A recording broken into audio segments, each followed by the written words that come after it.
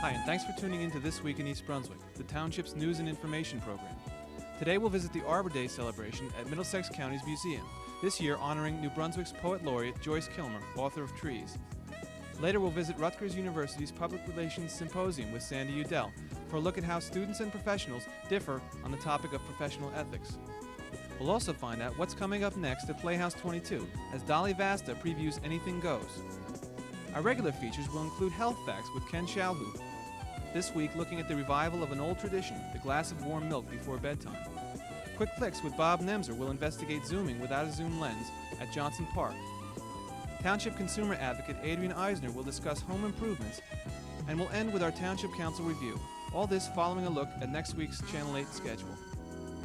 Monday at 10 a.m., Lenore Kulik learns about eating wisely from nutritionist Jacqueline Haven. At 10:30, Target with Paula Durant looks at crisis intervention at the South Amboy Hospital.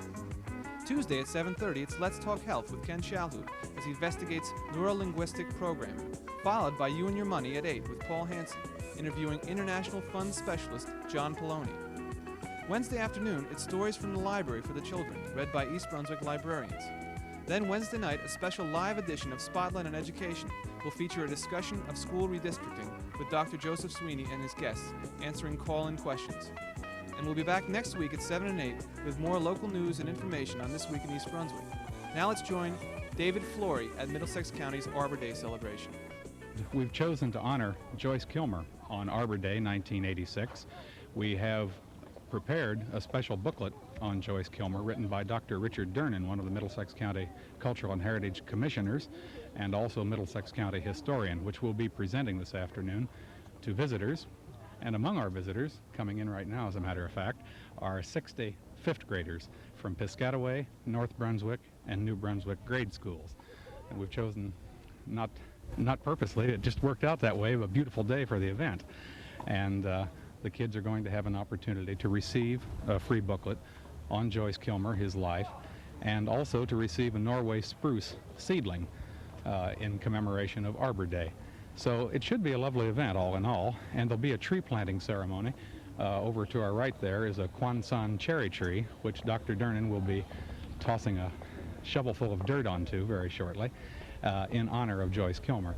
And we chose to honor Joyce Kilmer on this Arbor Day, obviously, because of his poem Trees, which I think everybody knows. I know I had to learn it as a kid, and because Joyce Kilmer is local from New Brunswick, one of our most famous local literary people, we thought it was appropriate to honor him on this day.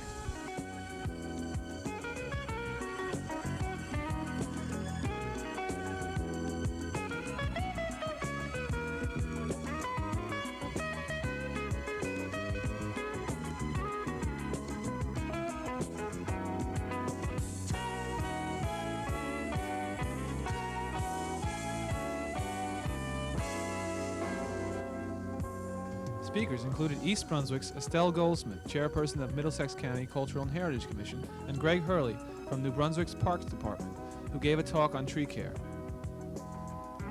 Middlesex County historian Dr. Richard Durnan read a proclamation for the Middlesex County Board of Freeholders.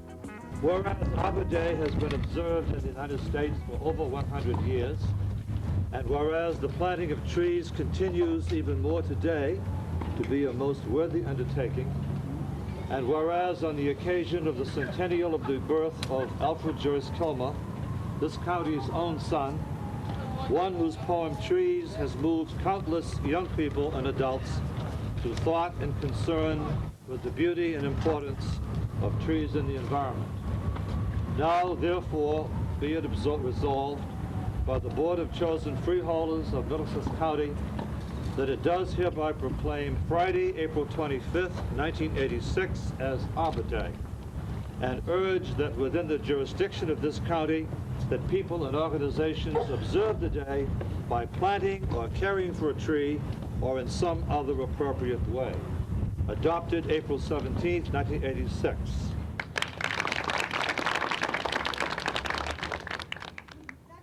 Hello, I'm Anna Ashkenis, the Director of Middlesex County Cultural and Heritage Commission. We're standing at the grounds of the Cornelius Lau House, the County Museum in Piscataway, which soon will be the site for the first fundraiser that's ever been held for the Cultural and Heritage Commission. On June 13th, that's a Friday at 7:30, the Rotary Club of Piscataway has coordinated an elegant night of champagne and gourmet foods. The proceeds from the ticket sales to go toward the building of a gazebo to be right here on the grounds of the museum. If you're interested, the tickets are $50 per person, but again, all the proceeds go toward the building of the gazebo. And you may contact the Cultural and Heritage Commission at 745-4489 or the Rotary Club of Piscataway.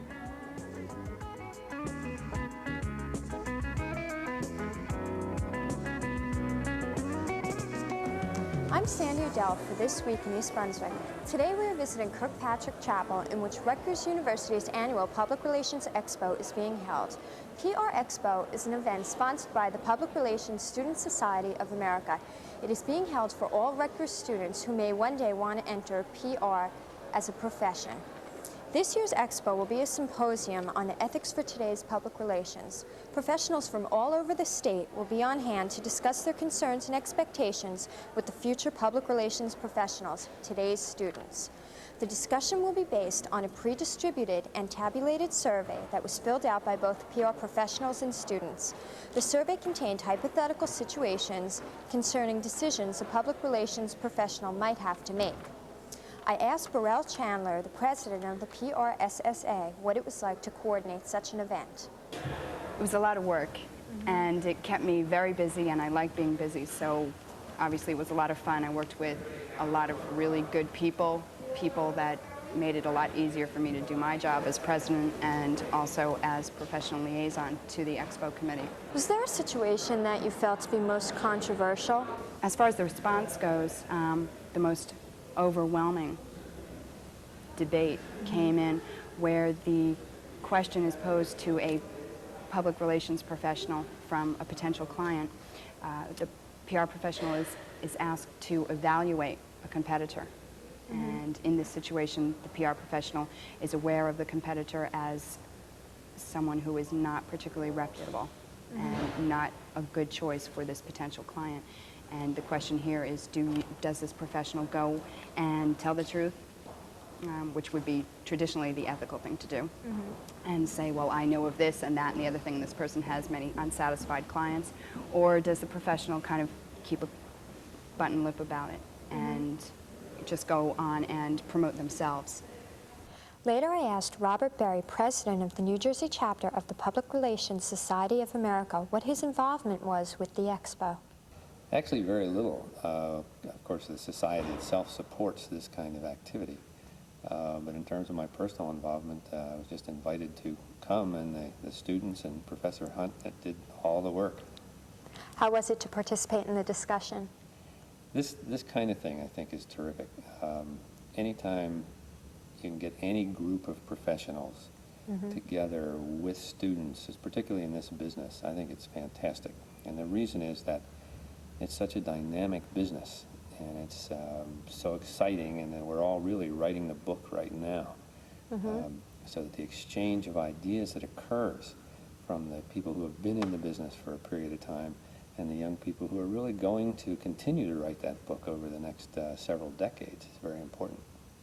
You spoke about ethics, which was the topic of the discussion. Do you feel the students and the professionals are on the same level, or are they?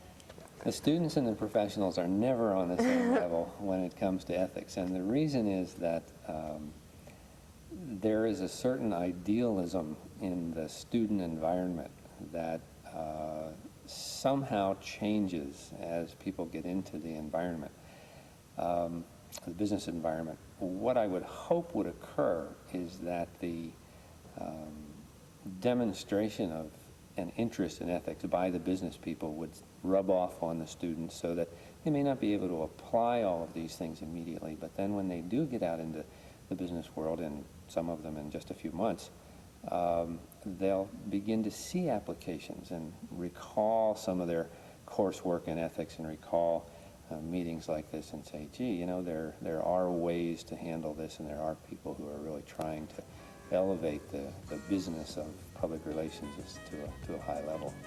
From Kirkpatrick Chapel, this is Sandy Udell for This Week in East Brunswick.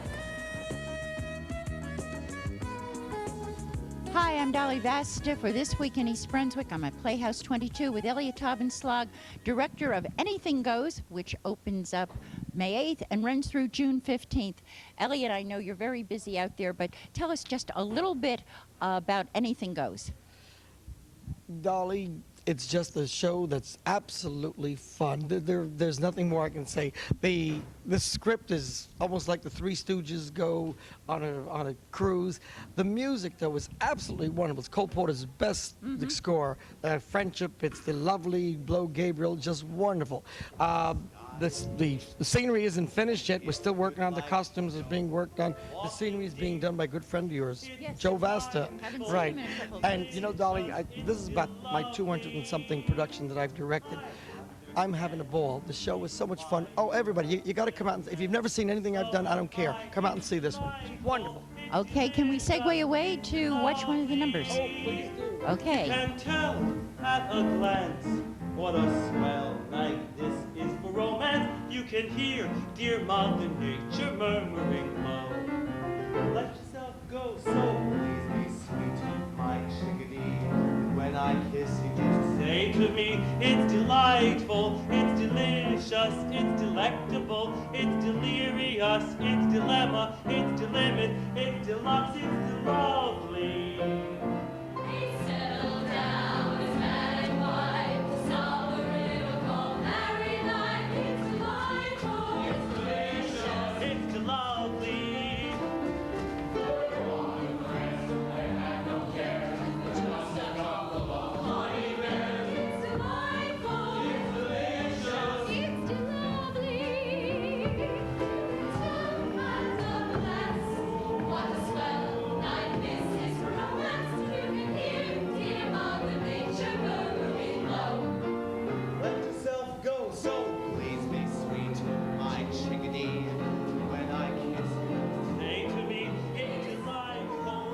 Sing it up and shake your head, oh, let that rhythm filter through ya till you holler, hallelujah!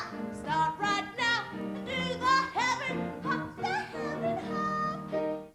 Elliot, thanks so much for taking time out from your rehearsal. I know the show's going to be great. And to all of you out there, don't you dare miss it. It's a breath of spring. Call 254-3939. Anything Goes, opening May 8th. Anything goes. Anything goes. The East Brunswick Garden Club is entering its 27th year. They meet every second Wednesday evening at 7:30 p.m., September through May, at Nativity Lutheran Church, corner of Dunham's Corner Road and Riders Lane. Dues are $15 yearly. There are approximately 40 members, including one very active male member.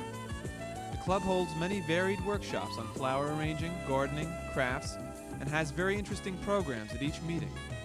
Some of the club's ongoing activities include the Roadside Beautification Committee, which selects an East Brunswick business for an award in recognition of their landscaping efforts. Flowers are arranged and taken to the veterans at Walston Memorial Hospital twice a year. Plans are now being finalized to bring workshops to the New Jersey Home for Disabled Veterans in Menlo Park. Members also judge the plant show at the Cook College Agricultural Day and at Middlesex County Fair. Two of the members, Regina Heldridge and Betty Tranchina, are accredited National Council judges. They were instrumental in getting a landscape architect to draw up plans for plantings on the grounds of the Nativity Lutheran Church. One planting was recently done by Eagle Scout Jay Weeder. The club also did the landscaping in front of Playhouse 22. In addition, they established the Sylvia Capp Memorial Garden, named for the first president, and they maintain plantings year-round. The May planting is now in progress. The club also sponsors marvelous bus trips during the year, which are open to the public. To find out what the Garden Club is all about, visit them at the East Brunswick Library this Saturday from 10 to 5 and Sunday from 12 to 5. Programs will include flower arranging, bushes to best attract birds to your yard, making potpourri, Victorian flower arranging, and advice about gardening problems from Leon and Virginia Shen and their book Ortho Problem Solver. For information on additional displays and demonstrations, contact Membership Chairman Lois Pucci at 238-5978.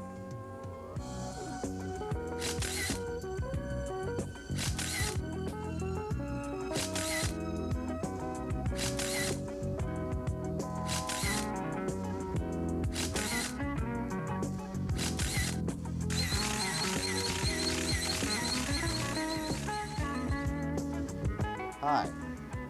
Quick Clicks takes you to the great outdoors, where today we're going to try to show you how you can zoom without a zoom lens. And what you do is you take your camera and you set it to 1 second speed. You then take your f-stops and put it on the highest f-stops you have. In this case, on my lens, which is a 105, I'm setting it to 22. Then what you do is you hold your camera near your chest, point it at your subject. In this case, it's that bunch of trees over there, and click your shutter. And as you're clicking, you extend your arm slowly forward. And what you do is you do the same thing again, except now you bring it to the stop lower at f16. You point your camera again at 1 second, point it and extend your arms in a slow, even manner straight till it's fully extended. And you do the same thing one more time at f11. And what you're doing in that case is you're bracketing your picture because you're not really sure of your exposure at 1 second. So let's try this again. You bring the camera to your chest, and as you're pressing your button, you start extending your hand slowly to a full extension. And voila, what you will have will be a zoomed effect on your final picture, and the center part of the picture will be in focus, and around the sides the trees will be blurred to a center effect, and it'll give you the motion of speed. Now you could also try this at a half a second just to make sure that your exposures are right. Thank you, and this is another quick tip from Quick Clicks, and next time we get together I'll show you another one of my little tricks that you could do without using expensive equipment. Until then, keep clicking.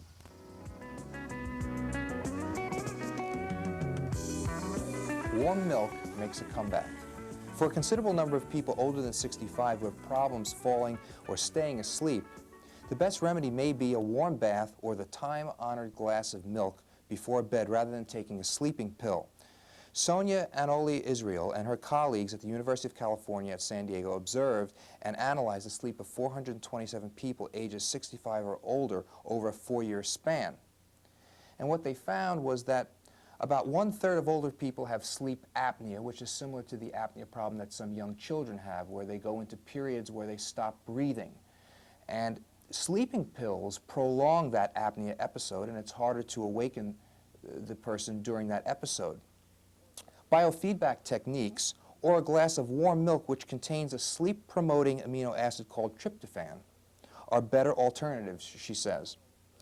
Furthermore, says Cheryl Spinweber of the Naval Health Research Center in San Diego, sleeping pills can affect the short-term memory of people of all ages and make it harder for a person to awaken in response to a noise such as that produced by a smoke alarm. So it seems that if you're having trouble getting to sleep, warm milk is still the best solution. Thanks for watching Health Facts. Everyone here at Channel 8 would like to extend their thanks to Ken for all of the time he has volunteered to bring you, the viewer, the valuable information you've seen on Health Facts. Health Facts in the future will be brought to you by local medical specialists. Throughout the month of May, Health Facts will feature pediatrician Dr. Edward Blackman. Hello, and welcome once again to Consumer Aware. I'm Adrienne Eisner, Director of the East Brunswick Consumer Affairs Office. It's home improvement time again, when many of us are contemplating hiring a contractor to do many of the projects around our homes. Be wary of individuals going door to door in the neighborhood, saying such things as, "I have just enough asphalt left on my truck to do your driveway. I'll give you a bargain price." If you are interested in getting work done in your home, here are some important steps you should keep in mind. Don't be taken in by an unbelievable bargain offer. Deal only with established contractors. Don't trust an operator whose home office is on his truck. Get competing estimates. Ask for references. Try to see completed work. And call our office to check on the complaint record of the contractor. Before you sign a contract, and in New Jersey, the law requires that there be a contract for any home improvement costing more than $25, check to see certain things. Does the contract heading clearly state the contractor's name, address, and telephone number? Is the date of the contract filled in? Does the contract clearly state when the job will begin and how much time is estimated for completion? Are all advertised or verbal representations, guarantees, and warranties spelled out and made part of the contract? Are both labor and materials guaranteed against defects or poor workmanship? On brand name items, will the contractor provide manufacturer's warranty cards for you to complete and mail in? Will the contractor obtain all the permits required by law? Does the contractor have certificates of insurance? When you are making payments, please keep these tips in mind. Keep deposits small, regardless of the total amount of the contract. Match subsequent payments to the progress of the job, and do not make the final payment until the entire job is completed to your satisfaction. Under no circumstances be pressured to sign or inadvertently sign a completion certificate until that job is finished. If you are financing the job, comparison shop for the cost of credit and scrutinize all conditions of any loan agreement before you sign. If we can help you with any further information about selecting a home improvement contractor or a contract, please call us at the East Brunswick Consumer Affairs Office. We're there in the municipal building Monday through Friday from 9 a.m. until 5 p.m. Please call us at 390-6954. Thank you for joining me on Consumer Aware. See you again next week. At this week's Township Council meeting, the Council rejected Alan B. Landis's bid on the final specifications for the proposed multi-level parking facility at the current Route 18 Park and Ride. The Council arrived at a 3-2 decision after 3 hours of heated debate. This action denied Landis's offer to acquire 3 acres of the Township-owned land and the air rights above it. The future of the multi-level parking deck is at present unresolved. Township wreckers from the local Towers Association voiced their strong opposition to a proposed ordinance that would have required wreckers who are licensed by the Township of East Brunswick to accept credit cards or personal checks in payment from local residents. Councilman Louis Becker, who initiated this ordinance, casted the single yes vote. The ordinance failed 3-1 with 1 abstention. Also at this meeting, Council President Jerome O'Connor presented a proclamation to Jean Pennick commemorating her late husband, Frank, for his long-term employment with the township. Frank Pennick was a senior park conservationist from 1967 to 1981 and a public works foreman from 1981 until his death in December. The Council also passed an ordinance last Monday that will replace the yield sign on Corona Road with stop signs. Do take notice. That's all for this week. Thanks for watching.